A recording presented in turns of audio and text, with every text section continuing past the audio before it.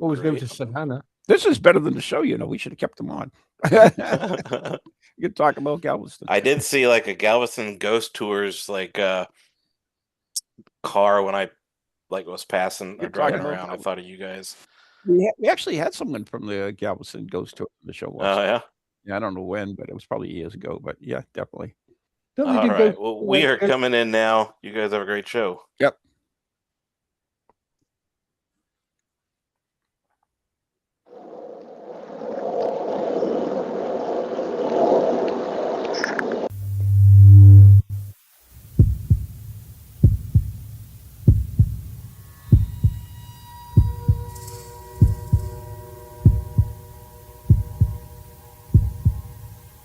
Come with us on a journey into the unknown, the unexplained, and the unbelievable.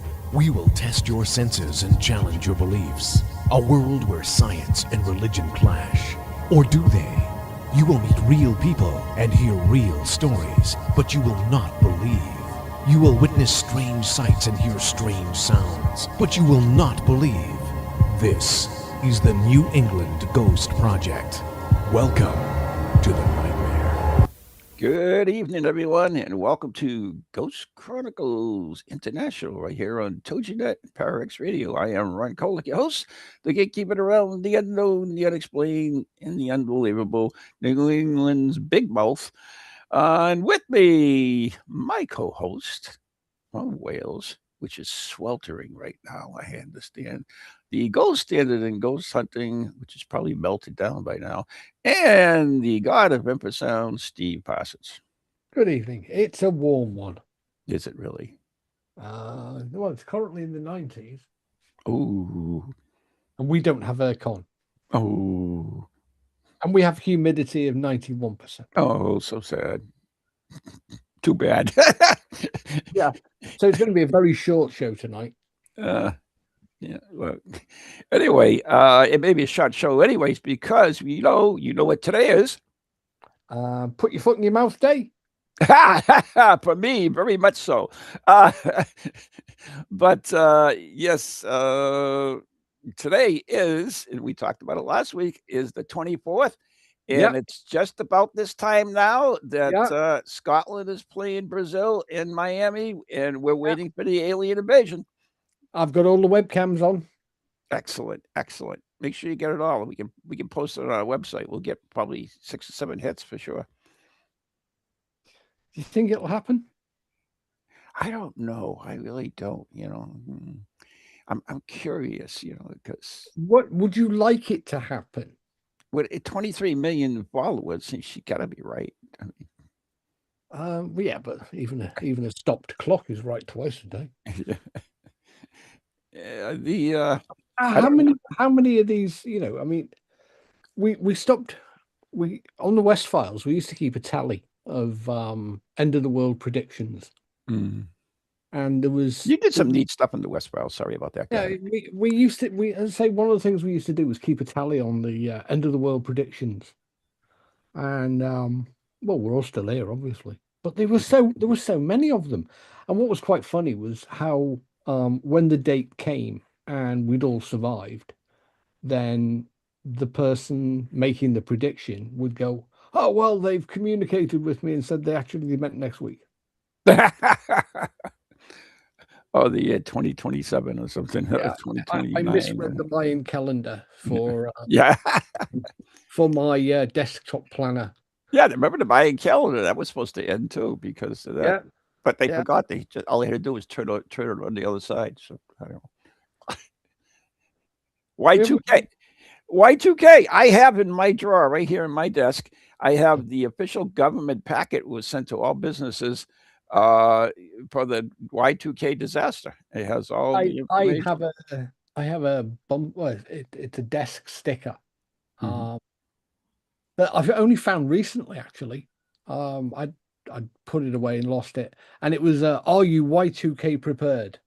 Yeah. Yeah. Yeah, It was a big and deal. I remember because at around 2000, which was quite some time ago now, I was a bit. I was kind of into tinkering with computer software, Mhm. and I had a friend who was really, really good at it. and we managed to, because at the time I was at uni, and we managed to get this little program. So if you went into something like MS Office and used Word, every time you typed the letter K, it changed it. Sorry, the letter Y, it changed it to a letter K, That's weird. and we called it the Y2K virus. Do you know that one of my first computers, I think might have been my first actually, was a Timex computer, Ooh, and it operated by DOS. yeah. Go I to, remember you had to that. type all the commands in, Yeah. and Go to, go sub, yeah, and CLS.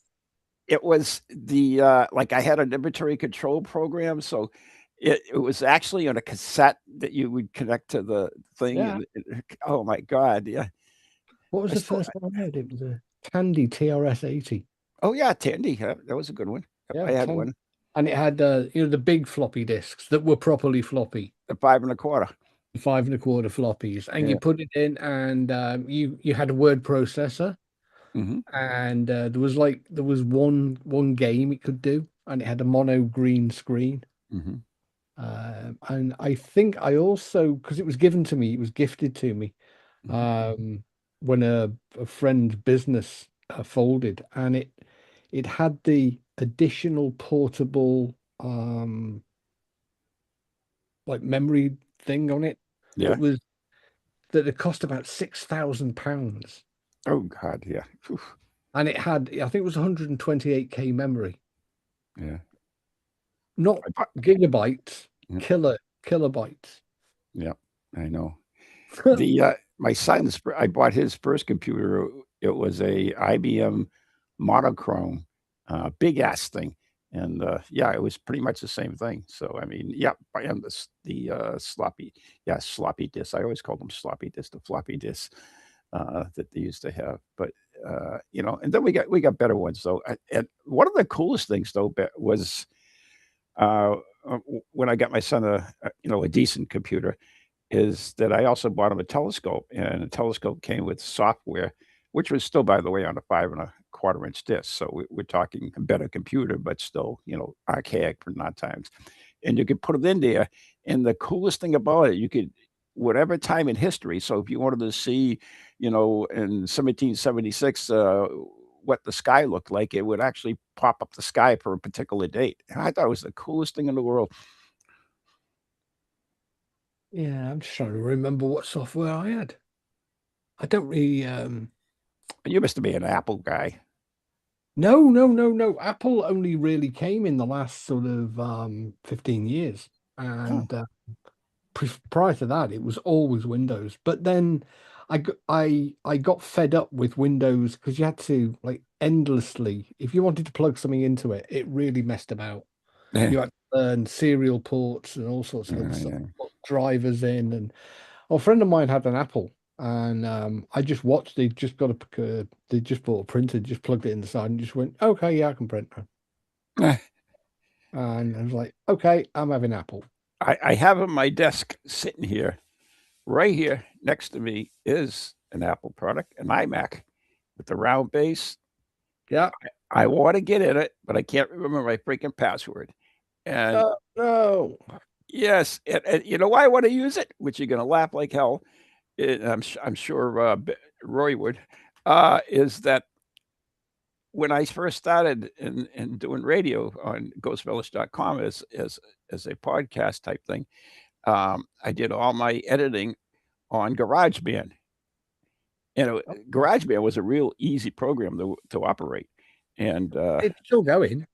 I know, but I want my computer. I want to get in it. I want to use that damn thing because Yeah, the problem you'll find isn't just that, because the other day I dug out an old copy of an Apple program called Aperture, yeah, which was very high quality, very expensive. mhm. I didn't pay for it, but back in the day it was like £1,000, and it came on loads of CDs. And Oh yeah, I was like, "Oh, great! I'll no, it won't work. Ugh. Nothing wrong with it. Nothing wrong with them. They're just too old. Won't work. In fact, That's a killer. Well, I've got a stack of original, 3.5-inch discs. Yep. Because years and years and years ago, I wrote the history of an RAF aerodrome. I was asked to do, research the history, and I wrote it all down. And you stored it in some weird proprietary format that Brother used back then, because it was a Brother. Oh my God, brother! There's another name from the past. Well, it's not that old. My brand new printer scanner is a Brother. Anyway, Huh. so I've got these discs, and no, there is not a program available that I can access free online, otherwise buy, that can read these original Word documents. Well, they're not Word, but text documents, Hmm. which is really frustrating. What operating system did you have at that time? It was a proprietary system. Oh, okay. Yeah, it was one of those standalone word processors. Do you remember them? Yeah, like a Wang. Yeah, but it looked like a typewriter, and you could type on it as well. But you could also store stuff to the discs. Ah. So I wrote all this, like hundreds of pages of history, and stored it all and kept the discs. And the computer can read the discs and say, "Yep, there's a file there, but I don't know what the heck it is." Ah. It's funny. I just gave my brother typewriter away to the Goodwill. Actually, I'd never thought of that. Trying to find one in a charity shop. You might be able to. You might be able to. Then it'd have to, type it out. So, anyways, Thank the you. aliens are supposed to be coming during this match, and I guess the match started at 6 o'clock. So, anytime during this show, we should be getting some breaking news about the alien invasion in Miami. So, Well, they couldn't do it in Boston last night, could they, for the England team? Because apparently the weather was really bad. you see how they got screwed? What, by the weather? No. When the Scots were here, right? Everybody loved the Scots in Boston, by the way. When the Scots were here, they all went and hung around the place called the Dubliner in Boston, which is a famous bar. Well, when the English came, they closed the bar. Oh, They said we gave our staff a rest. well, that was nice. That's what the English said. Yeah. Actually, weirdly, whenever the World Cup comes around, or the European Cup, we're talking soccer here, or football for how it's properly called, but nevertheless, Scotland is the only nation that changes allegiance and changes its support, and they will always support the team that England's playing. So last night, all of the Scottish were probably Ghanaian, and if they're playing, Wales, then all the Scots people will become Welsh. If they're playing France, they all become French. Huh. It's Yeah. kind of a traditional thing. Mm. Sort of like the cones. But yeah, people, the English are a little bit pissed off at the moment with FIFA and our government, because we're the only team that's not allowed to sing songs or wave flags. Are you kidding me? No, didn't you see it? No, I did not. I'm If sorry we, about if that. we sing songs about our prime minister or political slogans on our flags in the stadium, they'll all get thrown out. Oh, geez, Louise. It didn't stop them, Yeah, I know about it. because they all had a new chant last night, because Which we was might have a new prime minister. That's a shame. I believe he's called the Messiah. Okay. Well, no, he wasn't a member of parliament at the last election. So then all of a sudden because obviously Keir Starmer's gone, and then all of a sudden they rig an election so that he gets back into parliament. And then the next day he's traveling down to London, and the press, it's like the second coming of the Messiah. So a virgin birth then, huh? Well, yeah, we haven't got that yet, but yeah. So we got a guy who wasn't even a member of parliament, wasn't even a politician. He was the mayor of Manchester, and now he's going to become our prime minister. Wow. And he can do what he likes, basically, because he can say, well, I didn't sign up to the last manifesto. So everybody's like, yeah, that's good. We should have an election. Oh, you can't have an election. Lovely. Yeah. Politics. Yeah. End of. Let's go back to the heat wave, because at the moment, that's the other weird thing. Now, you know, I've been around. I've seen some warm summers. I've been to some warm countries, and the temperature outside, it's unseasonably warm for Britain. You know, normally our summers are in the mid 25 Celsius. Which is So, Fahrenheit. well, you're talking, you know, if we get through the 80s. mid 70s to low 80s is Okay. normally, yeah. Nice weather. Yeah, lovely. I mean, It's not perfect blue raining, sky, of course. gentle breezes. What more could you want? And every few years we have a bit of a hot one. But every time you turn on the television or the radio or the news or the schools are closing because, oh no, extreme red warning of extreme heat warning and amber heat warning and infrastructure failures, and Yeah. all the trains are cancelled. The schools are closing down. Yeah. You know, It's like as you know, as one newspaper today was saying, you're advised not to drive your car as temperatures approach 40 degrees Celsius, because tires could spontaneously oh, burst. come on. What the hell are you making over there? Your tires could spontaneously burst. Oh, please. Yeah. So it's so hot over there that Montgomery once said at Alameen, he says, I might have to take off my jumper. Yeah, and his big duffel coat. Yeah.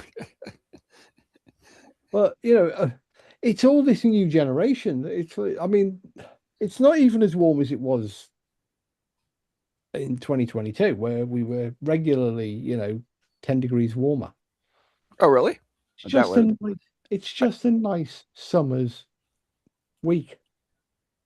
But you know, people are frightened of the weather. They're being told, "Oh, stay indoors, draw your curtains, only open the windows on the south side of the house, on the north side of the house. Outside, yeah. No. Don't go out. Don't leave your property between 11 a.m. and 3 p.m. And like, or you will die." It's like, no, stop it. You want heat? Ask Roy what the temperature is down there. Yeah. I can imagine. Yeah. Because I mean, yeah, okay, we don't have aircon because we don't get a lot of hot days. We have high humidity because we're near the ocean. But we have this weather every 2 or 3 years. And by Friday, it'll be back down in the high 60s, low 70s. And we'll all survive. How are the boys coping? They're fine. Goes to school normally. Oh, cool. Because their school decided it was staying open, but they're not allowed out of the classrooms. And they have to drink a liter of water every 5 minutes. Oh, that's clever. Anyways, they should do that. Yeah. Yeah. That's a good one. So anyways, we were talking about the heat before earlier in the day. And I wanted to look and see if there was any correlation between the heat and paranormal activity. There is between the weather and paranormal activity. I don't know about the heat. Yeah, I'm talking about the heat in itself. And these are the paranormal theories why there is. The energy hypothesis. Some ghost hunters theorize that hot, humid weather or sudden, well, they jump this all together, sudden electrical storms increase kinetic energy and static electricity in the air, creating charged environment that makes it easier for spirits to manifest and communicate. Well, that's taking real science and turning it on its head. because I mean, at the moment, we're going to have some thunderstorms tomorrow because the My atmosphere God. is very turbulent and very warm, and there is a lot of energy. I think the Cape, which is the baseline by which you measure the thunderstorm potential, is like right off the top of the scale at the moment.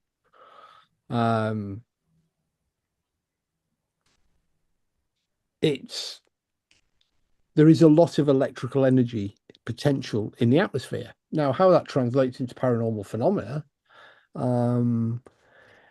if you walk outside when the atmosphere is heavily electrically charged before a storm, you can sometimes smell ozone. Sometimes your hair will stand on end That's the due devil. to electrostatic energy. And if your hair ever does stand on end while you're outside and the weather's a bit thundery, don't stay there because you're gonna get killed. There you go. See how Hey, they lump that all together, actually, though? Go ahead. as a youngster, I come from a golfing family, Mhm. and my dad Really? was, yeah, I used to play, but You wouldn't even play miniature golf with me, you little creep. yeah, that's because I came from a golfing family. Oh, okay. Anyway, one brother was a professional, Oh, and wow. all the family were golfers, including me for a number of years. Anyway, we were out. I was caddying for my dad. I was about 9 or 10 at the time, and we were out in the middle of the course, and a big thunderstorm came in, and we knew not to go underneath a tree because a tree could get struck, and I was holding a big golf umbrella to keep dry because it was hailstones and big rain. And a tree about 50 yards away got struck, Ooh. and the umbrella was ripped out of my hand, and all my arm went tingly. And one of the other guys came over and said, "Are you all right?" And I went, "I'm fine. Why? What's the matter?" And they said, "Oh, we just saw a small bolt of lightning hit the umbrella." Oh, wow. Yeah. We did a show on Lou and I did one on the Morning Edition one time about people being struck by a thing. I mean, there was one guy, I forget how many times he was struck. Oh, is this the guy from the National Park Service? Yeah, the National Park guy. Yes. Yeah. About 4 times, wasn't it? Yeah, it was some ridiculous 3 or amount. 4 times. Lightning never strikes twice. No, it does. That's the Yeah, Empire State Building. he got nailed so many times. But Did he get superpowers? probably. Talk about superpowers. You might like this. Is that this is lizard? Oh God, I can't think of the name of it. No, salamander. Salamander. That in fact, I think the Mexicans have adopted as their mascot for the thing. But it's one of the oldest studied laboratory animals in the world, and they have this ability to regenerate limbs, Wow. brains. Starfish. Wait a minute, brains, and Brain. even a heart. That's a cool ability. And the interesting thing about it is How that, did they die? pardon me, how do they die? Yeah, I know, get I mean, squished like, probably. yeah, I was going to say, do you have to go out and run them over with a truck? I don't know. Actually, they have predators and stuff. I mean, yeah, predators, right? But anyways, the gene that's in the salamander's limbs is also found in humans' limbs as well. So the people here in Massachusetts are studying the possibility of being able to excite these or whatever, and actually be able to generate human limbs. Wow. But What? that would be amazing, huh? Proper human limbs, or do you just grow salamander's leg? I know that's the. I guess what it is that they can do like a memory thing. So the genes makes a record of your limbs, so that if you lose one, it's able to grow a new one basically because it has the pattern, so it could just Well, kind of. starfish can do it, and I know that that's cool, but this is a little bit more technical. yeah, lizards can grow tails. Yeah. So But evidently this one can grow a lot more. I can't think I'm- of the name of it. It's not a lizard. It's a salamander. Maybe if you looked up Mexican football mascot or something like it might be in, or growing limbs salamander. I don't know. I have to do some research on it. But I just heard it on the news before I came in here, and I thought it was fascinating. I'm doing exactly that now. Oh, good man. It's not a salamander. It's one of my boys' the bucket list pet. Oh, what is it? They want an axolotl. Yeah, it's it. Axolotl. Yeah, my boys have long wanted an axolotl because when an axolotl loses a leg, the cells around the wound, I'm reading this, rapidly reform. This allows it to regrow a fully functional, identical limb, complete with bones, muscles, and nerves, without a single trace of a scar. Yeah, it's They can because also they have be some kind of generated- isn't that like Star Trek stuff? It Shoot. is. Yeah. Isn't that cool? Well, it can't be that cool because it's critically endangered. Yeah, I know that because they have lots of predators. And not only that, man especially because And they also make excellent pets. man is actually destroying it. They grow in Mexico's in the like the hot and humid and whatever, and the city is kind of like encroached all this stuff. So they're actually working with the farmers around Mexico City to create these sanctuaries for them so that they can reproduce. So they are going. But yeah, that's the coolest darn thing. Well, yeah, because you can get them as pets, and you know, you're asking for trouble there. I can see the boys cutting their limb off just to watch it grow. yeah. But both boys, for the longest time, have said that they would love a pet axolotl. Huh. That's funny. But yeah, that's yeah. Thanks, I couldn't remember the name.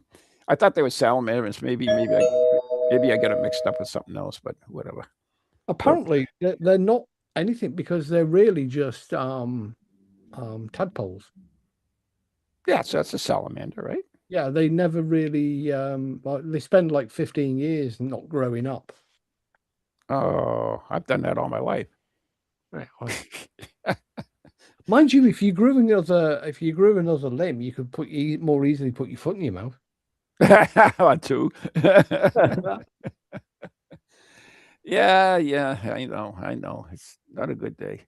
So, in case anybody knows what we're talking about, is that I invited someone to the show today, and I got kind of annoyed and said something that I shouldn't have said something, and so yeah, I put my foot in the mouth. That's basically it. So yeah, I sent my apology out, wasn't accepted, so there it is. Moving Moving on. Who's the show brought to us by, Ron? Yeah, well, yeah. Anyways, yeah. So, anyways, you're listening to what are we here? Ghost Chronicles International with Steve Parsons in sweltering Wales. Oh, speaking about Wales, I watched the Midsummers where they went to Wales, and they have like all these mountains of like slate and stuff there. Oh yeah. Wow, that's so cool. Yeah. Well, not just up in North Wales. There's a lot, but there's because this is also, in fact, a lot of the slate on the roof of the city of Boston comes from Wales. The slate on the oil house that I when I was chairman of the board redid was from Wales. So, Yeah. anyways, we do have to go. You've been listening to Ghost Chronicles International with Steve Parsons, Ron Kolick, right here on TogiNet Radio, PowerX Radio, where all good radio places are playing this podcast. And we'll be right back after the following messages. Stay tuned.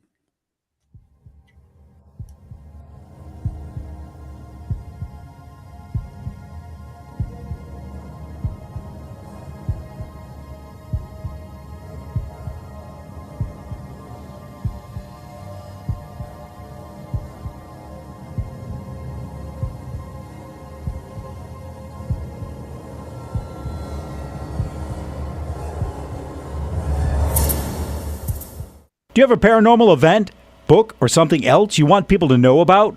Then why not advertise it on Ghost Chronicles Radio? With over 150,000 downloads a month, get your message out to an audience that's interested in the subject. We have a plan at a cost that fits your needs. For more information, contact Ron Kolick at anyghostproject@comcast.net or call 978-455-6678.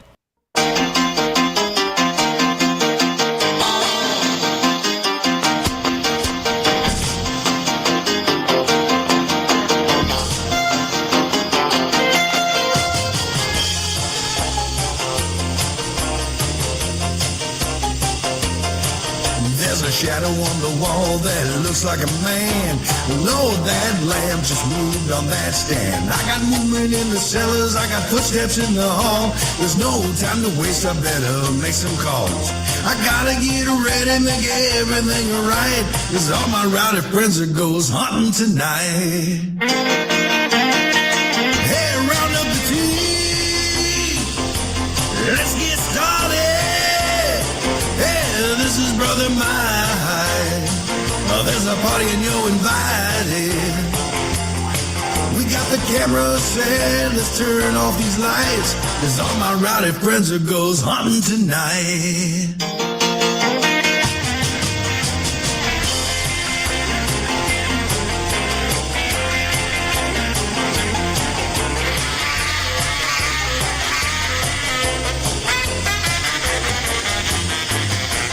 This old house has a long history. It should be real, real good for activity.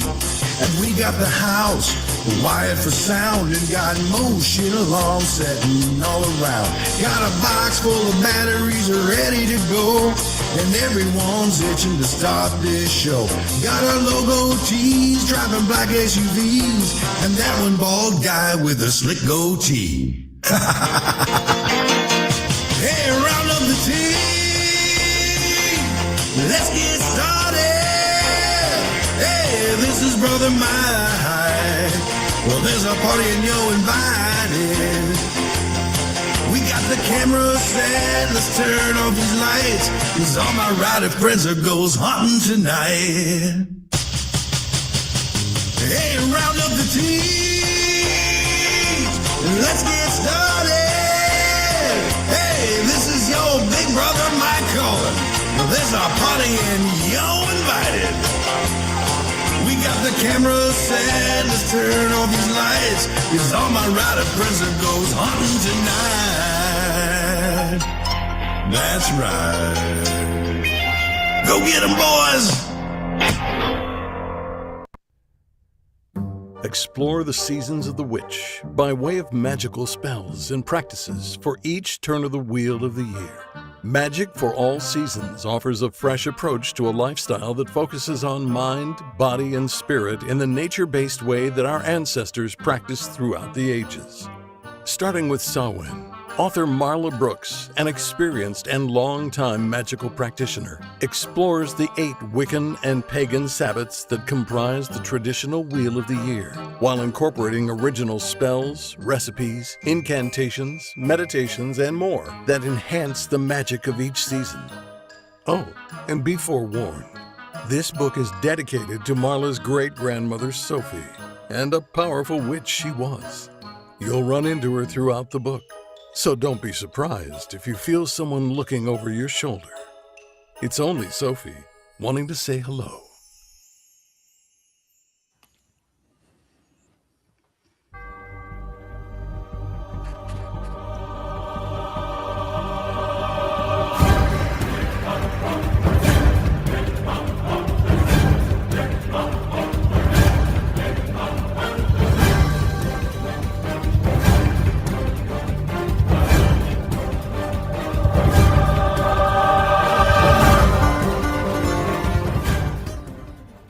And welcome back to the second half of the first half of tonight's 2 hours of sweltering Ghost Chronicles Radio. This is the international edition from scorching Wales and not so scorching Boston. John says it's 105 in Florida. We said they're used to it. Oh, he says he can't wait for fall. I bet you he's got aircon though. Of course he does.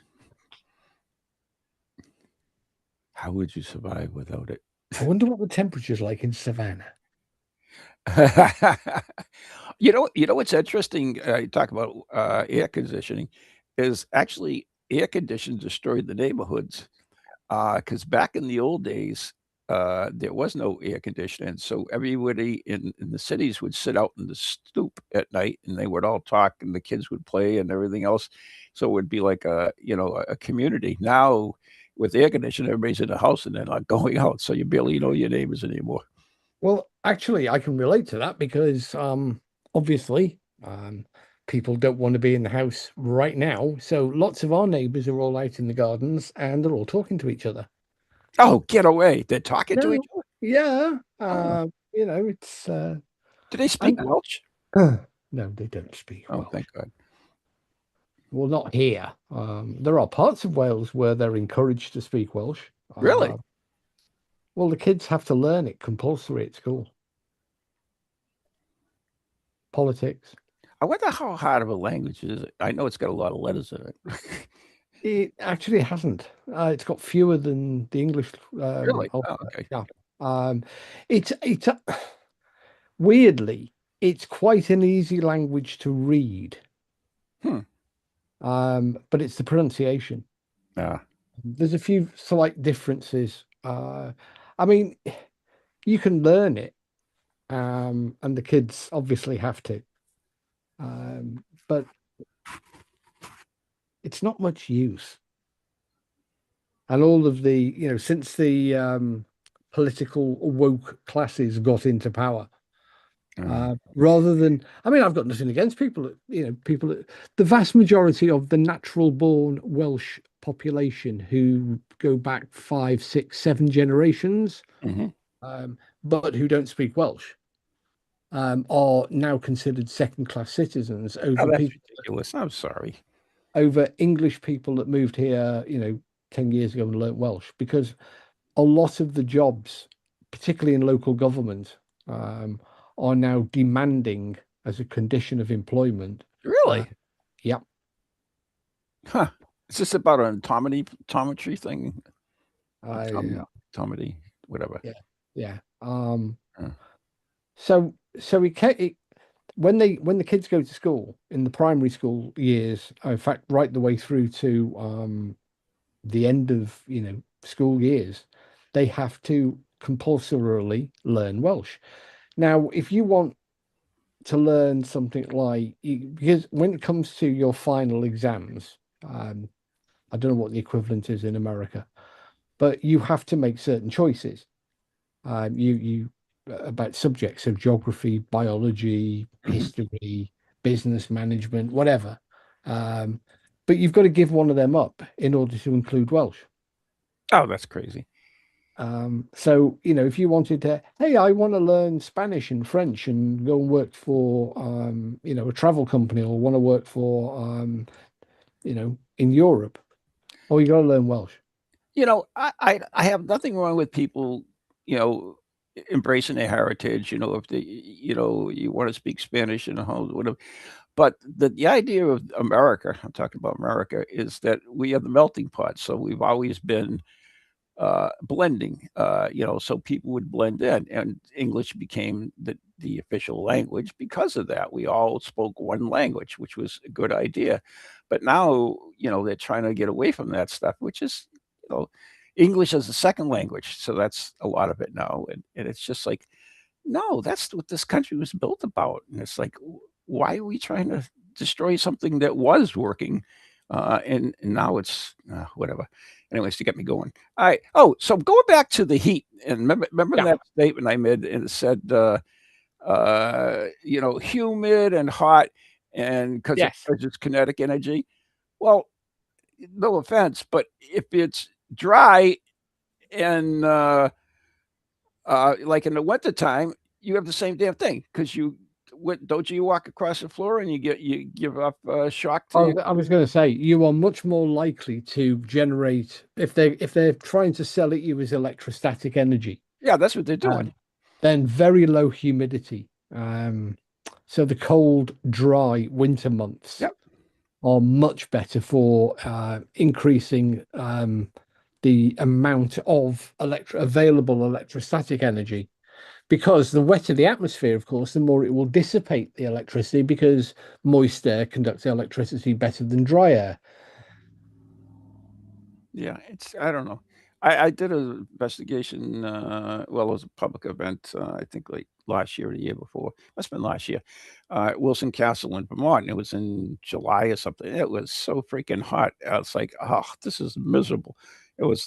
You couldn't even concentrate because it was so hot, and because they had no AC at all. But yeah, that was brutal. I much rather prefer a colder uh, investigation.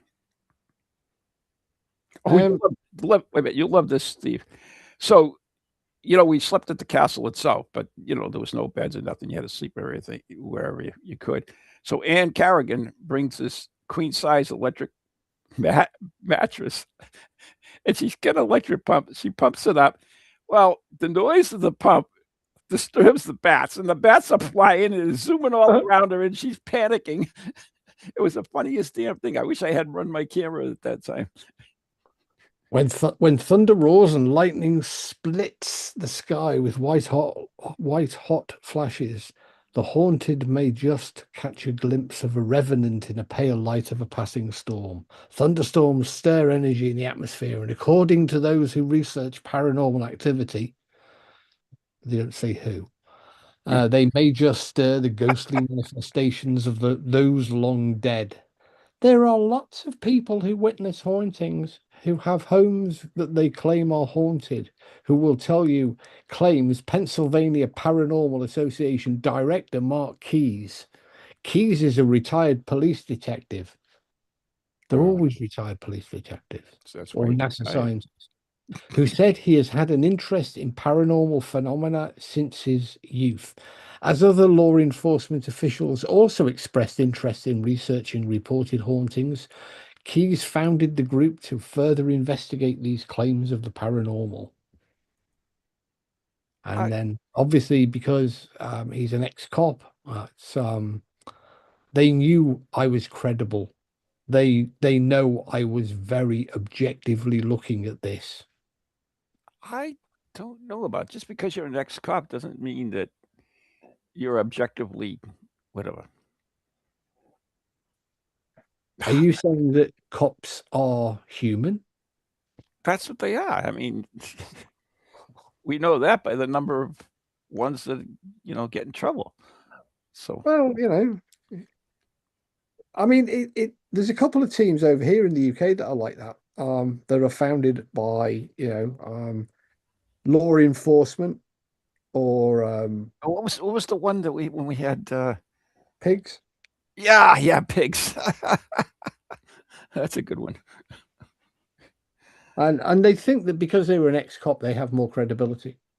Well, they do because they can flaunt that, right? That's like if you're saying I mean, I listen to all these podcasts on like Pararex and some of these a great deal of them are doctors.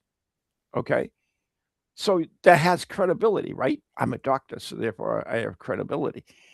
So it doesn't necessarily to me that's kind of interesting, but is it like does that make him an authority? Not necessarily. Well, does it make them any better than? I don't understand why they make that claim, if I'm honest. Because, yeah, you might be a brilliant cop and you can solve crimes, but the paranormal isn't necessarily a crime. Right. And I could okay, I had my course paranormal CSI, and what it was patent upon collecting of evidence, which is to me that's logical. Okay, so you're collecting evidence under circumstances that have been tried and what do you call it, written down. So it's it's a system, and there's that you can apply to the paranormal, and you do the same thing as a scientist. When you measure things, right?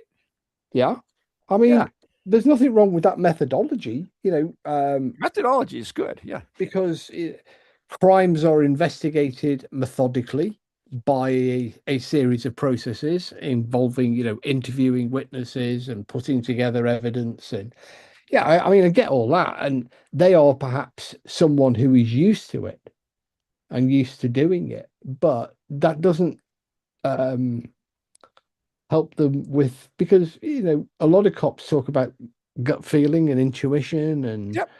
and he just looked like a wrong 'un. Mhm. He was a bad nivvy. Yeah, we can't do profiling now, so that's a big. So what they're really saying is, hey, this is a method that we could use, but we also apply human. So are they any better than someone who is a physician or a refuse collector or a travel agent or a Uh, realtor? has anybody ever really critiqued their work either? I was Uh, okay. I was no, I mean, so it, okay. What was your, what were your results? What was the outcome according to you, according to your team, according, each member? And well, is isn't there isn't is there a isn't pattern? Is there a bias? I think a lot of it is more down to creating a unique selling point for the group. That's what it is. It's all Hey, PR. yeah, hey, we're better than everybody because we're all ex-cops. They've got their angle, and that's what they're and of course people are go, oh wow, he must be reliable because he's a cop, because people tend to be accepting of what people say. And you see it with mediums as well. Hey, I'm a sensitive. Well, Are I'm you going to get picked for that. scientists? Yeah. And you see it with the parapsychologists as well. I mean, many is the time that one of the parapsychologists, our good friend Kieran, would start off with, well, speaking as a scientist, Mhm. like it was, gave him greater credibility. Right. Yeah. And, The other you know, thing, it the doesn't. other, the other thing is some of these environmental factors is that how much is a control environment, and I would say none.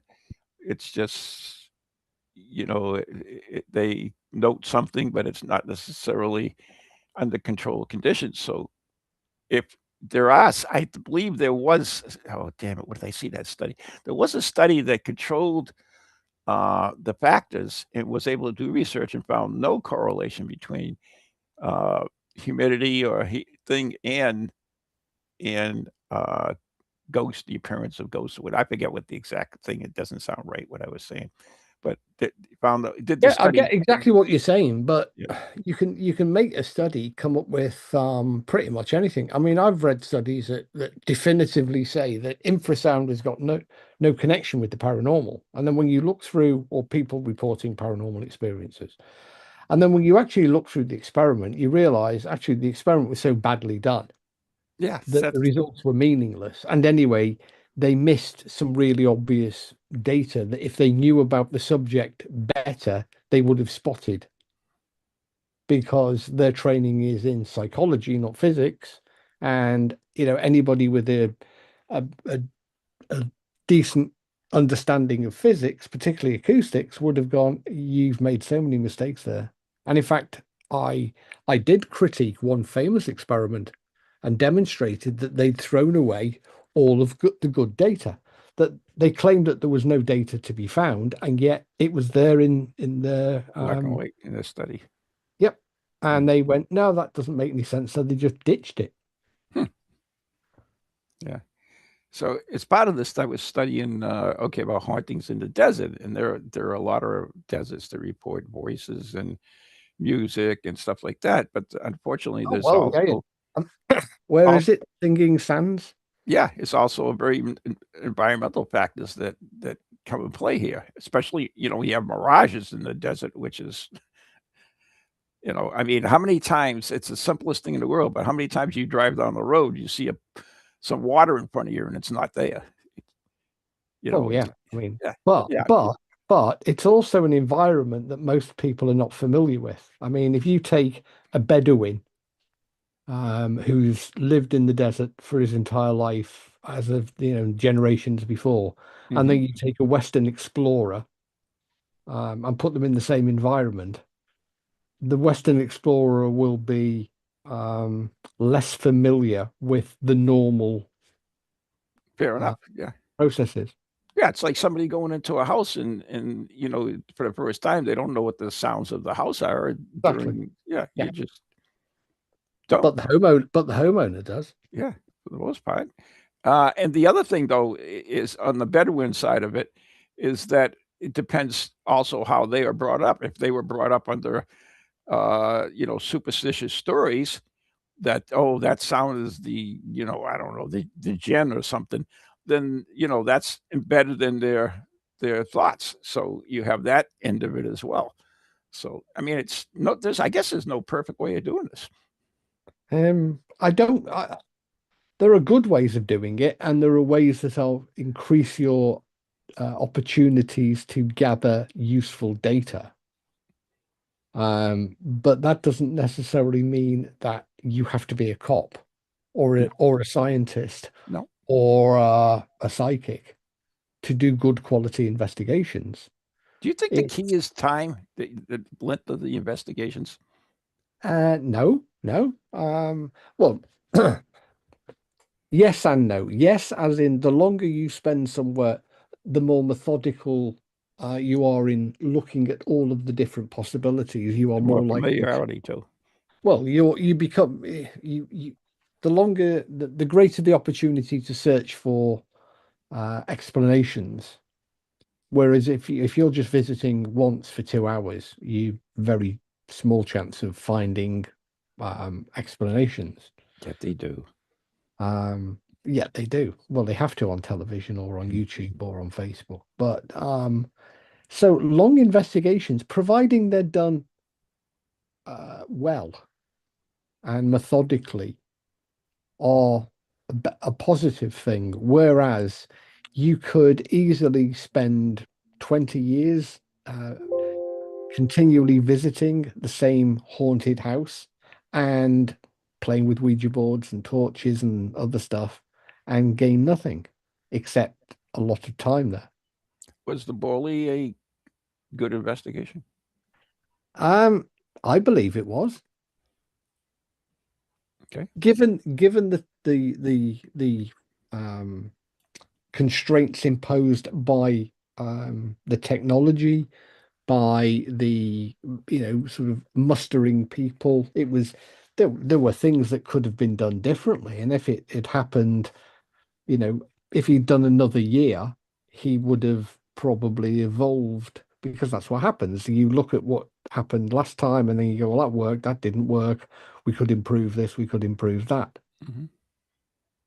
Yeah, we've So discussed that many a times, even in our own relationships of investigating how we have changed and adapted to different things. God, yeah. I mean, thank God the internet is a relatively recent thing. That's all yeah.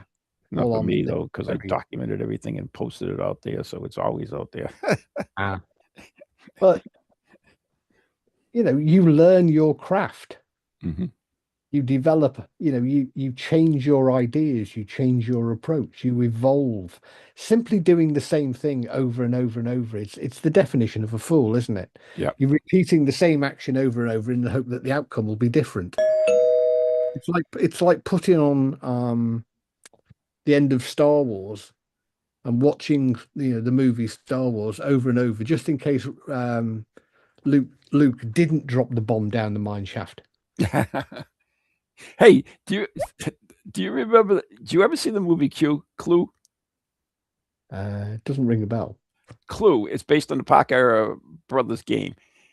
You brought me the over from the UK. You brought me the English Cluedo. version Cluedo. on Downton Abbey one, but they made a movie, and the movie had actually alternative endings. So you can, yeah, there are movies where you can choose the type of ending, but yeah, it was so cool. and there are television series now that you can do the same thing. Viewers can vote for which ending they want. Oh God. Well, anyways, we gotta go, so gotta wrap it up. So hopefully we've learned something. Let's see, it's 7:00, almost 7:00. Have you heard anything about alien invasion No, yet? nothing. I've kept the news channel on. I've webcam, but no, they're all still there. Are they still playing? It must be Yeah. How long's the game? I don't know, 90 minutes. Usually 90 minutes. Okay, so we'll be maybe in Well, the next 90 minutes plus a break, so it's going to be what, 2 about a hours? couple hours. Yeah.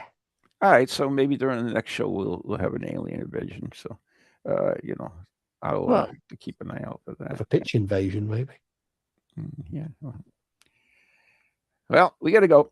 Anyways, you've been listening to Ghost Chronicles International with Steve Hossens and Ron Kolick right here on TogiNet, Pararex Radio. We're brought to you by Circles of Wisdom, 386 Merrimack Street, Methuen, Massachusetts. The Glant Messier Family Law Group, 505, I don't know, High Street, North Andover, Massachusetts. We're on the high street. Yeah, it's on the high street. And also good friends on Ghost Chronicles Radio on Patreon, like John in the chat. And what else we get? Oh, Positively Brilliant Reiki Infused Candles by my good friend Leslie Martin on Etsy. So good night, everyone. And hopefully she's wrong with the alien invasion. Unless, of course, you want it, then, well, good luck to you. Good night. God bless. Night. Alien invasion. Can you believe that, Steve? The only thing I can believe is it's 104 degrees in this office. Is it really? Oh, you got a little thermometer there? Just got to look at the thermometer on the wall. Oh, don't do that. It makes it worse. I know. Oh, it's horrible. Yeah. Yeah, I love my little weather station. From goalies to ghosties. Has it got a little man with an How many umbrella? beasties and things that go bump in the night. No, it's the ducking duck. Deliver us, Dunking duck. good Lord.